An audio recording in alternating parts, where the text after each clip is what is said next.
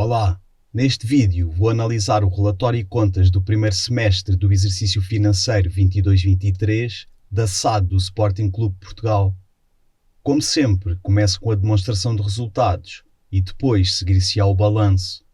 Começando pelo final, o lucro do período foi muito elevado e vamos tentar perceber o que levou a isso, iniciando a análise com a parte dos rendimentos e ganhos sem transações com jogadores.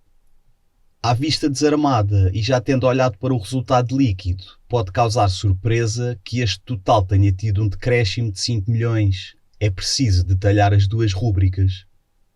As vendas reportam a comercialização do merchandising nas lojas físicas e online.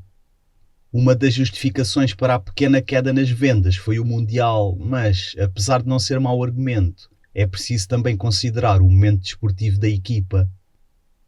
Os direitos televisivos assentam basicamente no negócio feito com a nós, que tem valores crescentes até ao final do contrato.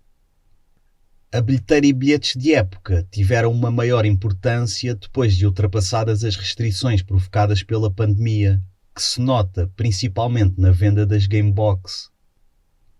Os patrocínios e publicidade caíram e penso que possa estar relacionado com a manga esquerda da camisola de jogo da equipa. Em 21-22, esta era ocupada pela Bitsy e o Sporting tinha intenções de se lançar nos fan tokens, mas um alegado incumprimento por parte da empresa fez a SAD cancelar o patrocínio. Passando para a segunda rúbrica, é aqui que estão contabilizados os prémios da participação na Liga dos Campeões, que se dividem em 4 componentes, sendo que a quarta, que é o Market Pool, já ficou inscrito nos direitos de TV. A mais fácil de garantir é a simples presença na fase de grupos. O ranking da UEFA há 10 anos requer uma observação mais aprofundada. No começo da época, o Sporting ocupava a 35ª posição. Numa leitura rápida, é possível perceber que muitos dos clubes que estavam acima fizeram uma temporada 12-13 muito boa. Por isso, é expectável que quando essa temporada for retirada e se introduzir a de 22-23, o clube consiga subir alguns lugares. Estes quadros vão parecer a coisa mais complicada do mundo, mas vou conseguir explicar o que para aqui fiz. Dentro de cada um dos 4 potes da Liga dos Campeões 22-23 estão as equipas com a respectiva posição no ranking da UEFA há 10 anos e o lugar a que essa posição corresponde dentro das 32 equipas qualificadas para a competição.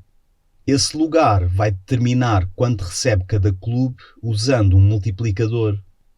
Indo aos exemplos mais fáceis, como primeiro classificado, o Real Madrid recebe o multiplicador vezes as 32 equipas qualificadas. Estando em último lugar, o Maccabi Haifa só recebe o valor do multiplicador. Isto fez com que o Sporting recebesse 12 milhões e meio. Segue-se a performance desportiva, que depende das vitórias e empates conseguidos na fase de grupos, e o bónus, que é quase sempre alvo de acertos, mas é de baixo valor. A sub-rúbrica que mais desequilibrou os resultados nos 2 períodos foi a da cedência de jogadores. No ano transato foi registado o montante do empréstimo do Nuno Mendes ao PSG. Por curiosidade, atualizei o ranking com os pontos angariados até à entrada nos oitavos de final da Liga Europa. Limpando a época 12-13, o Sporting consegue subir 2 posições, podendo ainda conseguir subir mais 1 ou 2 lugares. A explicação para a queda nos rendimentos e ganhos está em grande medida no empréstimo do Nuno Mendes rubricado em 21-22 e num ligeiro recuo dos prémios auferidos na Liga dos Campeões. Passamos agora para os gastos e perdas sem transações de jogadores. Estes subiram, o que fez com que tenha havido um duplo fator penalizador para os resultados operacionais sem transações de jogadores. Por um lado, a queda nos rendimentos e, por outro, a subida nos gastos. Os fornecimentos e serviços externos refletem o aumento de vários gastos relacionados com a retoma dos eventos desportivos a 100% e a particularidade de ter havido um pagamento de royalties ao clube. Dentro dos gastos com o pessoal, o interesse divide-se entre aquilo que os órgãos sociais e o pessoal receberam. Neste relatório, ao contrário do anterior, o que a administração recebeu não foi discriminado. Em 21-22 apareceram separadas as remunerações fixas e os prémios. Como essa informação está ausente, tentei chegar ao valor das duas partes. Relativamente à fixa, considero que as subidas nas remunerações aprovadas em 2021 já vigoraram. A parte variável obedece a critérios definidos no começo de cada época, e porque não são dadas informações sobre esses critérios no exercício financeiro em questão, assumi os apresentados em 21-22. Os objetivos são separados entre desportivos e financeiros, cada um com um ponderador de 50%. Feitas as contas aos objetivos concretizados, a soma encaixará num dos limites também pré-fixados.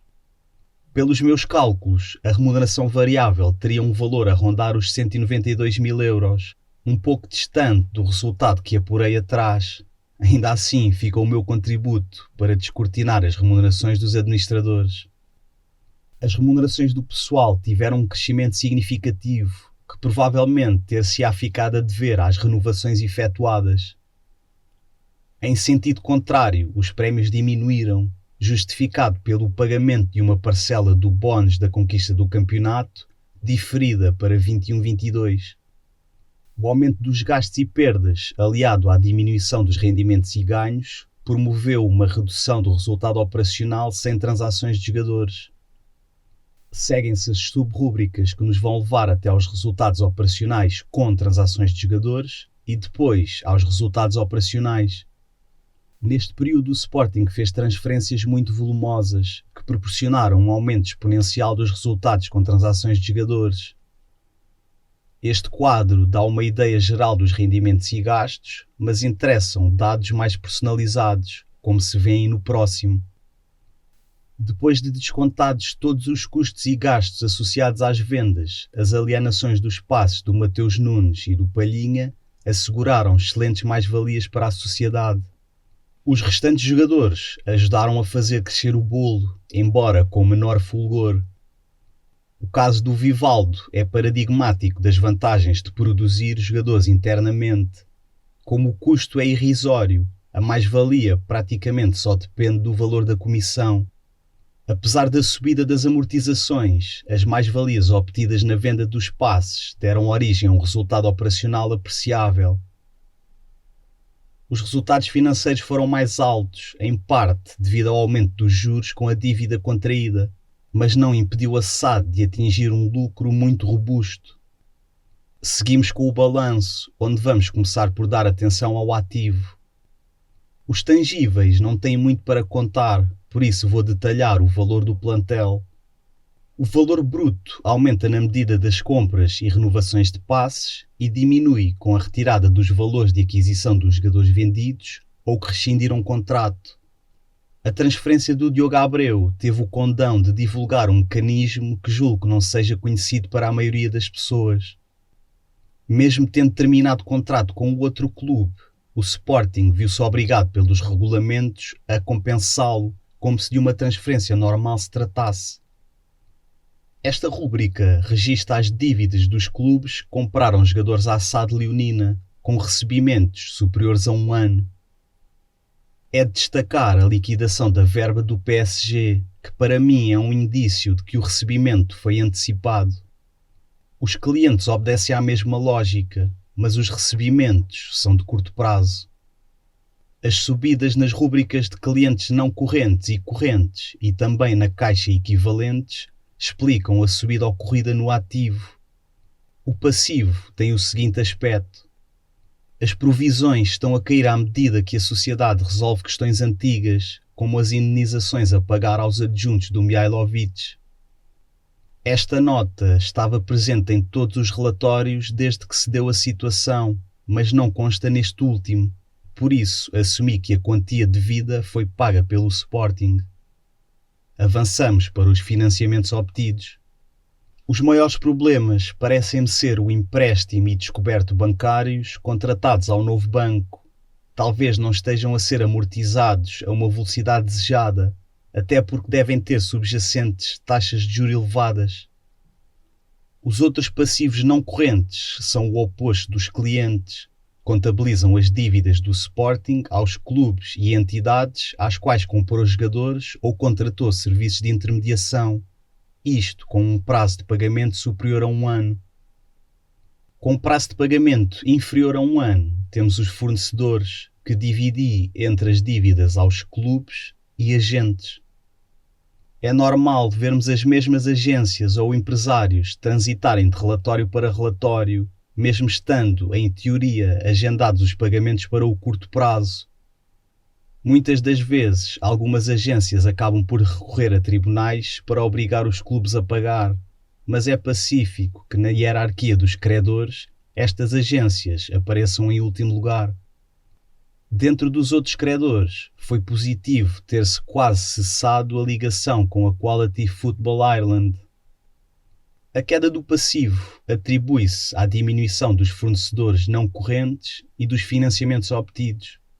O capital próprio encontra-se positivo, deixando a falência técnica à distância de 31 milhões. Para isto contribuiu o lucro alcançado, mas também com enorme preponderância a compra dos VMOC e posterior conversão em capital. O aumento de capital foi muito expressivo e deixou no universo Sporting 84% das ações da SAD. Conseguindo negociar a saída da Oldimo da estrutura acionista, é perfeitamente possível que em breve vejamos a sociedade a abdicar de ações e a acolher um parceiro alinhado com a estratégia da direção.